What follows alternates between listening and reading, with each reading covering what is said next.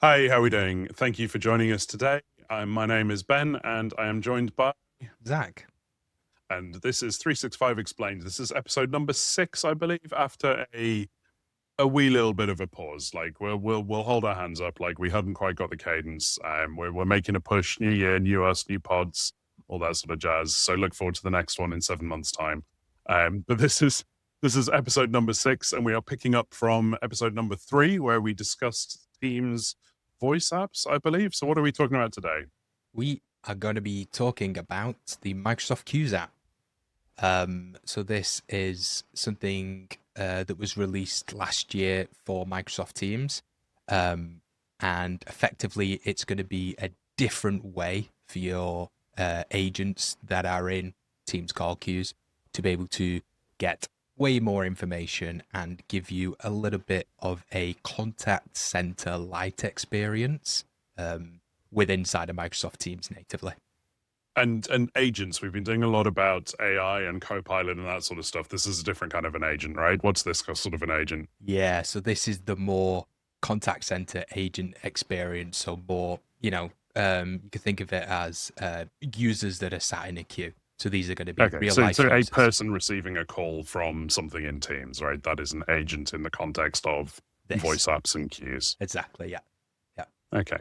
So you mentioned there that like when we were talking about voice apps are the way that you have auto attendance and call queues, and attendance divides the call up between different options, and the queue divides the call up between agents, people who will receive those calls. So what does the queues app do? Is it only for use with call queues, or does it apply to all of that other stuff? What does it do for us?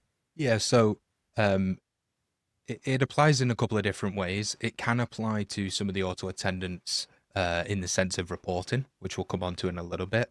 Okay. That's one thing, in Teams Phone that's been lacking in some sense, some of the sense of reporting. Um, but when we share the screen and take a little deeper dive into call queues, we'll show some of that. Okay. But mainly, it's going to be for those call queues. So it's going to be a different view. Effectively, the core concept is you've got your agents or users sat in a queue, but you want to give maybe leads or people in that queue a little bit more information and a little Okay. bit more capabilities. Importantly, directly in the Microsoft Teams client. So is this a little bit like if we cast our minds back to the dark days of Skype for Business and all that fun stuff? We used to have like the attendant console was a console built specifically for dealing with reception workflows and that kind of stuff. This is, am I right? This is more an interface designed to be optimized for people who are living in those like contact center light type scenarios that you mentioned. 100%. That's exactly what this is for. Yeah. So Okay.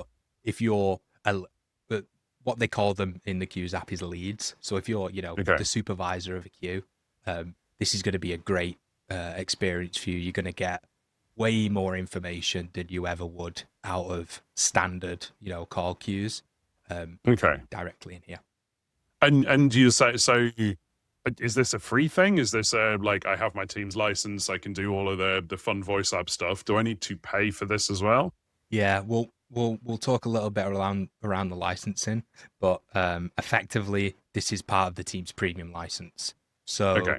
when we go through sharing the screen and we can see the actual queues app, effectively whoever you want to have this view and these capabilities need to have the team's premium license assigned to them, as well as the team's phone, as well as Teams itself as well. I see. Okay. But you like the core functionality is still there, whether you have Q's app or not. It's just it's a nicer way of dealing with and exposing some functionality in there. So if we're calling this kind of contact center light, how does kind of the Q's app, how would you go about evaluating this versus a fully fledged contact center solution? Yeah, so it's all going to come down to what your capabilities are or what your requirements are. Sorry, that you're going to Okay. need from a contact center. I'll give you the very consulting answer of it It depends. depends. um, but effectively, where I've seen this really help some customers is it's really important to mention on the back end these are just call queues. So you're still Okay. getting all of that routing information, the callback, call prioritization, the exception handling, everything we spoke about in episode 3, you're still getting that, but this is effectively a little layer on top for you to be able to Okay. view that differently, and a couple more features in there as well. But if you're an organization where call queues, are doing, just about what you need, or Yeah. you might just need this extra thing. The big thing is monitor, whisper, barge, and takeover. If that's Okay. all you need to do on your queues, the queues app is a perfect example of, maybe I don't need to push to that full third party contact center. I could go with something like the queues app. But I think the big evaluation point is, what type of requirements you have. If you're going to be needing things like skills-based routing, that's a big one for contact centers. Things like that, Queues app is not going to be for you. You're going to still have to look into that. There's some great third-party contact centers out there, so look for those.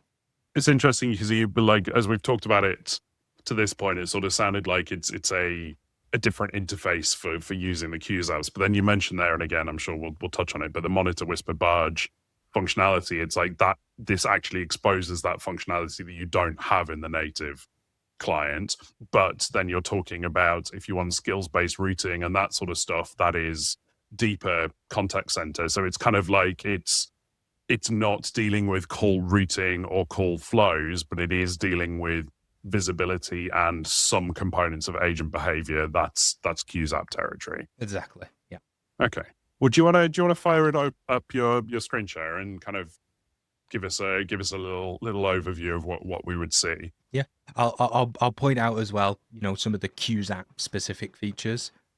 So when we're talking around the queues app interface, what you're getting specifically from queues app, which you're not going to be seeing with standard Teams call queues. And this is a plugin for Teams, right? So anywhere we can get Teams, we can see this. No. So this is available. Leading question. on Windows and Mac OS devices at the moment.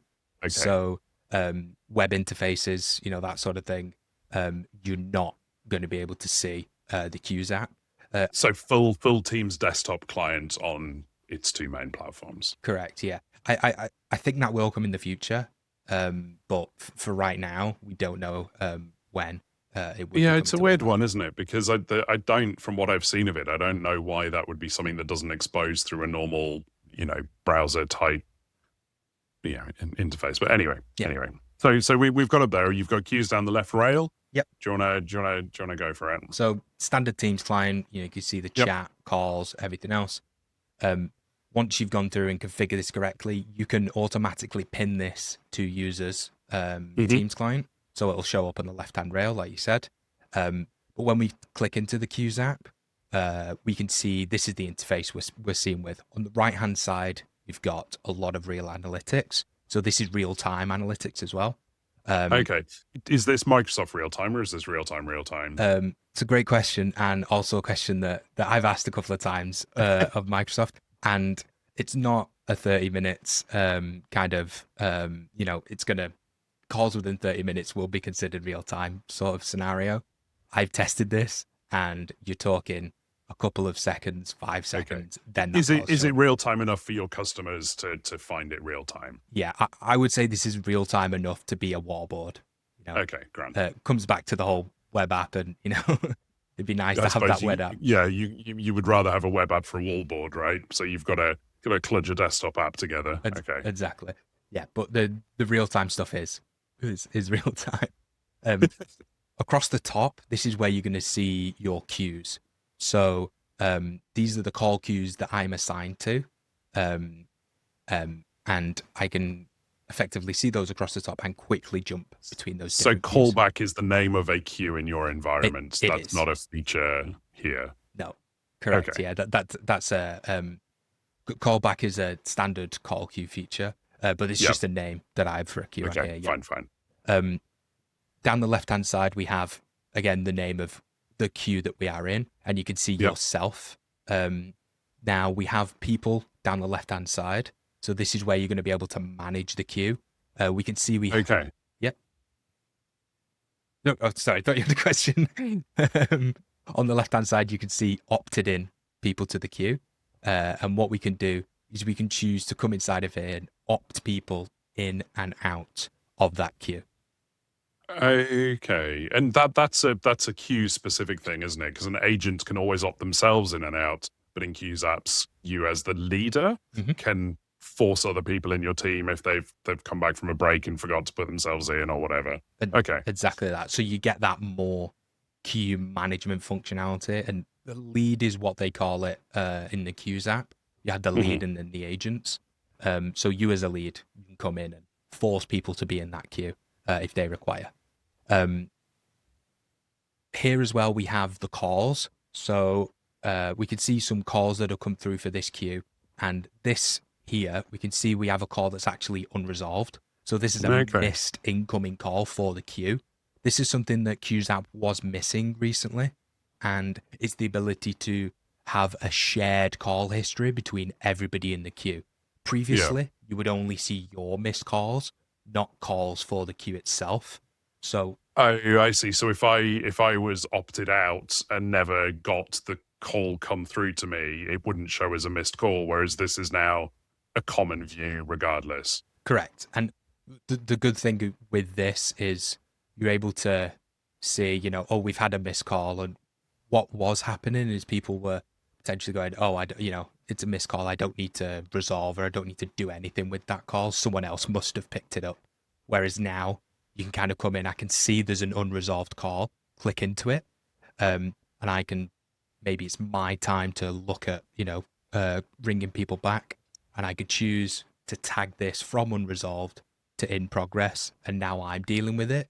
That will update across everybody else's as well. And the timeline there is like we've kind of had a timeline before, haven't we, where you could see this person's called back a couple of times or whatever it may be. Okay, that's quite nice. Yep. And then lastly, you can come to and resolve that particular call as well. Yep. So this was a feature that was definitely missing from the Queues app that pushes it slightly more towards that, contact center like experience. So in terms of new stuff, that was kind of back end of 2025, was that? Or it actually wasn't too long ago at all. Yeah, it was released this month. So okay, so this is January as we're 2026 as we're recording. Yeah. There's a couple of different things. In the Teams admin center, you'll need to go in and create a shared history template and then assign it to a queue. But yeah, it's a new functionality that is rolling out to tenants as we speak. I guess this gets quite complicated in terms of layers of permissions and policies and that sort of stuff, doesn't it? Because we've already got things like the queues and selecting agents in the queues, but you've already talking about, we've now got a notion of leads. I'm assuming there's policy somewhere for how we configure a lead in a queue, and now we're talking about templates for history visibility. It's like we're getting layers on layers on layers of this sort of permissions, right? Yeah, I mean that probably brings us quite nicely into talking around voice applications policies. So this was something we mentioned in the calls queue episode or the voice apps episode, and effectively what voice application policies are is they're a way to effectively make people leads of call queues. But you're also able to allow them to make additional changes to queues directly in the Teams client. Yeah. One thing that the Queues app does is it opens that door even more to what those users can actually change on a queue. Okay. Without the premium license and without Queues app, you're able to change greetings, on call queues and auto attendance. With the Queues app and with that premium license, on your screen, you're able to come to settings now. And then what this will do is it will open the calls part of your team settings. I see. So it's like hopping you to the right part of the broader settings menu. Yeah, the full settings menu. And then across the top, we can see those call queues again that we were talking about before. We can see an auto attendant and my personal call settings. Yeah. But we can see some of the features in here. So manage users and groups for answering calls. So this is the membership of the queue. So I can come inside of here and find someone else from the organization, and now Yeah. I'm directly managing the membership of a particular queue. Okay. So I don't need to go put a ticket into IT and say, oh, hey, can you add Steve to the queue? And then that goes through however long that takes. I don't need access to the Teams admin center to go and do it myself.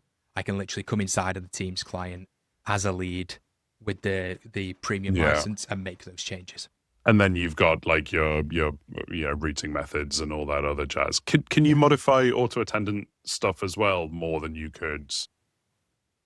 Like with Yep. So you can come inside of here, and with the premium license, you're able to come inside of here and change schedules. Okay. So that's it doesn't show in the queues app because it's not a queue specifically, but this is where I guess it's a user training thing of kind of explaining that this workflow around reception, for example, is made up of the attendant and these queues so that somebody can kind of self-manage that or... Exactly.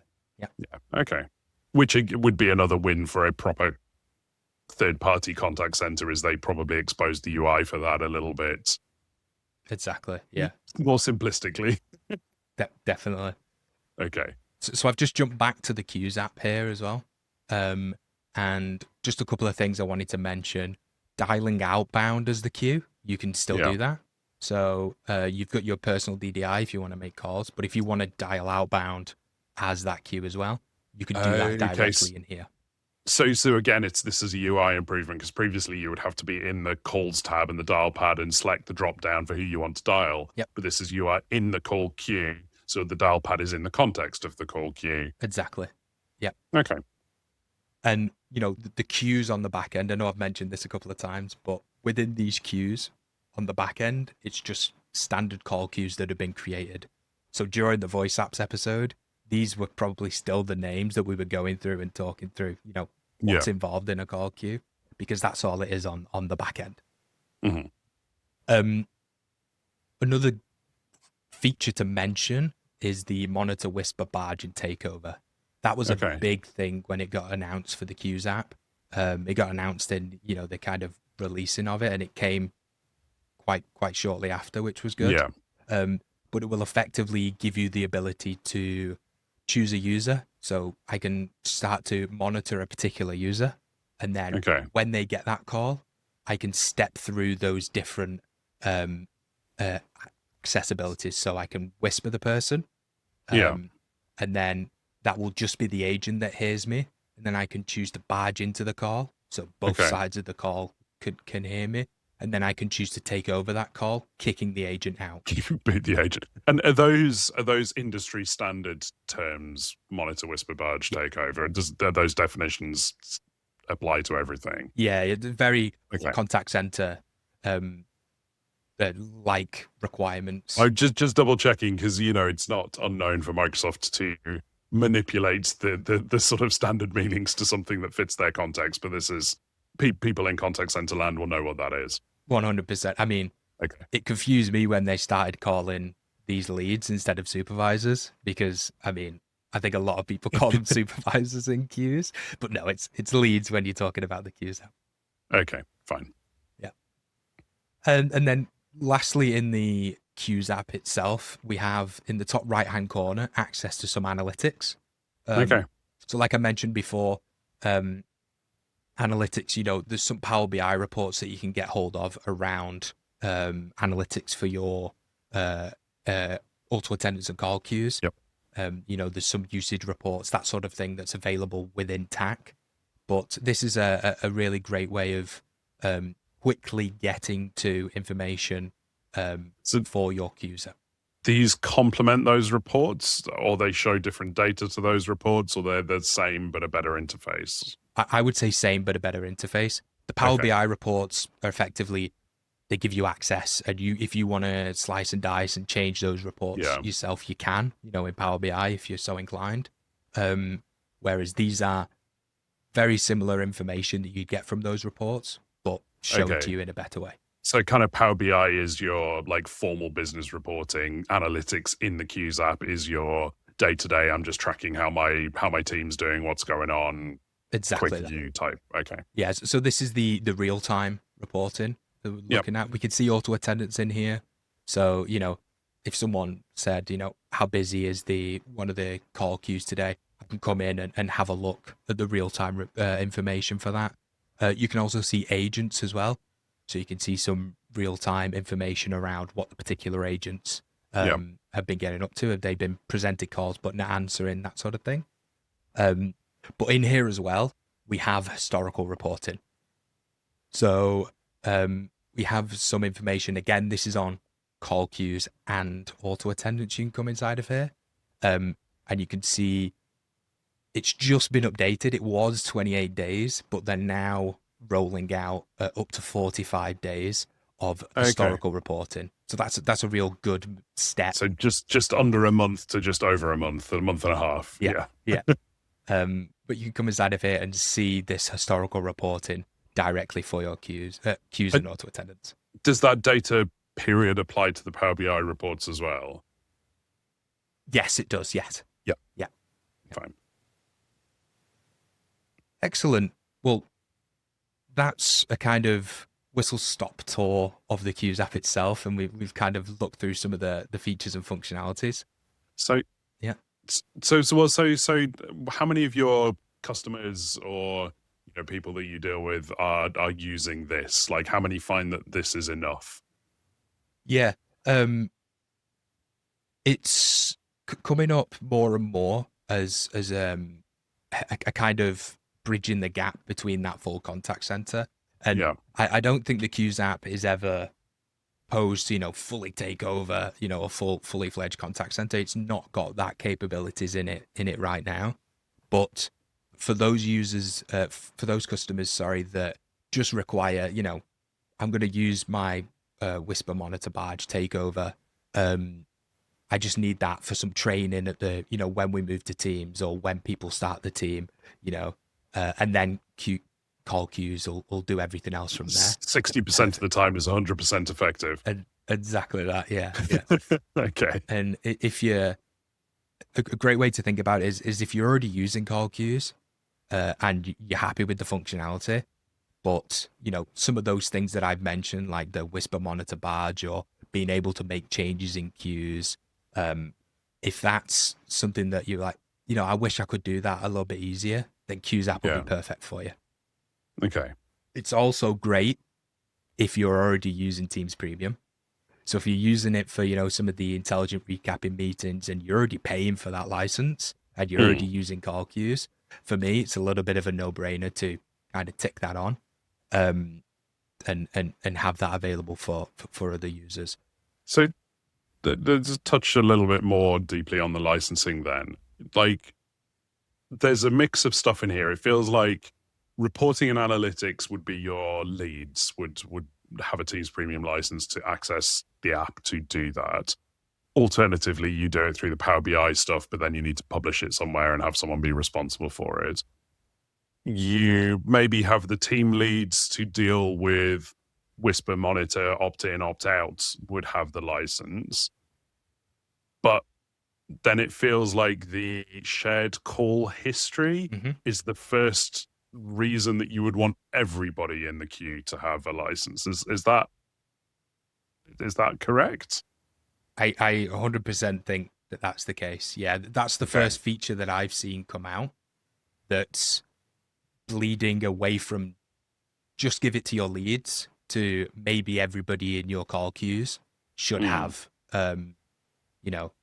access to the Queues app to be able to see that shared history for sure. Or certainly the people, because sometimes you have like overflow queues and you wouldn't need to worry about everybody in an overflow, but your main kind of people responsible. So if I have people in a mixed queue who some have premium and some don't, the ones with premium would see the shared history and be able to deal with it, but the ones without just don't see that, I assume. It doesn't impact their ability to take calls, answer calls, deal with it, be barged into, be whispered upon, what the phrasing would be. Yeah, correct. Yeah. So if you're just a standard agent sat in a queue and you're just waiting for the toast notification and picking up the call, you don't need to have the Queues app.